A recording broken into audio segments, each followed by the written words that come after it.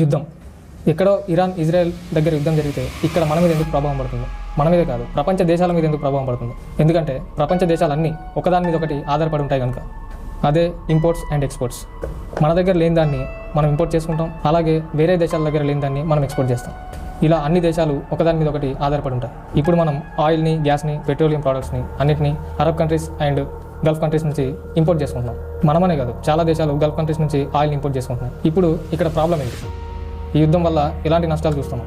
ఈ Gulf countries ఆయిల్ని పంపించే షిప్స్ని పర్షియన్ గల్ఫ్ నుండి హర్ముజ్ జలసంధి ద్వారా అరేబియా సముద్రంలోకి ప్రవేశపెడతాయి. ఈ హర్ముజ్ జలసంధి అనేది ఇరాన్ మరియు ఒమన్ మధ్య ఉన్న ఒక చిన్న 33 కిలోమీటర్ల జలసంధి. ఇప్పుడు ఈ చిన్న జలసంధిని ఆపేయడం ద్వారా ప్రపంచ దేశాల ఆర్థిక వ్యవస్థ మీద ప్రభావం పడుతుంది. ఇది పెర్షియన్ గల్ఫ్ని అరేబియన్ సీతో కలుపుతుంది. ఇది ప్రపంచ చమురు సరఫరాలో 20 నుండి 25% వరకు రవాణా ఈ హర్ముజ్ జలసంధి ద్వారా జరుగుతుంది. ప్రపంచంలోనే అత్యంత ముఖ్యమైన ఒక చోక్ పాయింట్. ఈ జలసంధి యొక్క వెడల్పు సుమారు 33 కిలోమీటర్లు, కానీ నౌకల రాకపోకలకు తగినంత లోతును కలిగి ఉంటుంది. ఇప్పుడు ఇరాన్ ఈ జలసంధి మార్గం ద్వారా వచ్చే షిప్పులని అడ్డుకుంటుంది.